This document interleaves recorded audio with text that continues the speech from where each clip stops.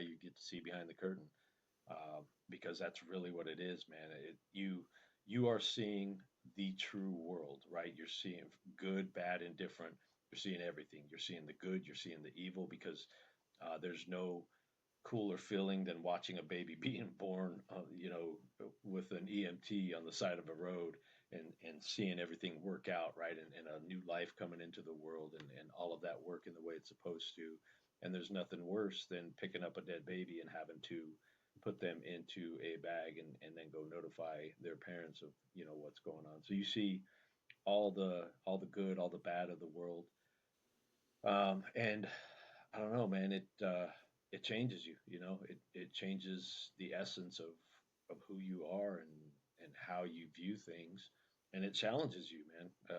I told you with my faith, I was challenged quite a bit because there's stuff that you see that you're like, there's no way that our God would allow this to happen, but yet here it is right in front of me, right? And so it challenges your faith, it challenges your belief system, and then you get to see how evil people are to each other, and just how mean and obnoxious and everything else that they can be.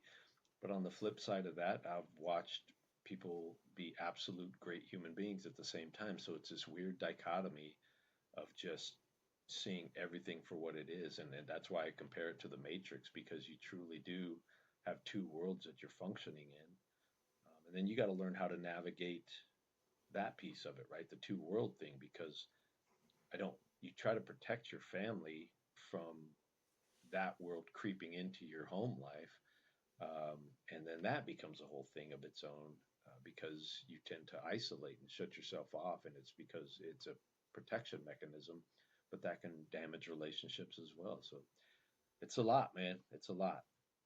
Yeah, I was gonna ask you, like, when you have a one of those days, right, like a heavy day or like that, or like how do you shut that off, or like how do you walk into the house and just be mad again, not Officer Thomas, you know what I mean? Like, how do you did Yeah. you have like a routine, or was it just something like you just put it on the shelf, shut the door, and we just whatever happens happens? Yeah. Well, you get a good spouse. That's what you do. Because my wife, is she would understand. Like when I came home, she it was like an immediate mood check, right? When I walked in, she immediately knew good day, bad day, whatever the case may Yeah, be. yeah, okay. She could read me pretty good. And you can try and fake the funk as much as you want, but if you have one of those rough days, they're going to know. And sometimes the news beats you home, right? So sometimes they're watching the 5 o'clock news and they already know what kind of day you had because it's all over the news before you even get home. And Gotcha. so, yeah, it's tough, man. And I think for the home life, how it worked best for me is when she left it up to me, right? When she gave me that space, to just be alone and isolate for a little bit when I got home to decompress, or if I needed her to engage, come in and help me work through it. Because it's tough, you like I said, you see the worst, you see the best, and it's hard to navigate. And we didn't always get it right, or I didn't always get it right. You tend to bottle a lot of stuff up, and that has an effect of its own, right? And you end up. It's funny because I've said this before. You're trying to do your best to protect the innocent from the monsters out there, and then somehow you become a monster to your own family, just with the anger and with the resentment, and nobody understands what you're dealing with, what you're going through, all that stuff.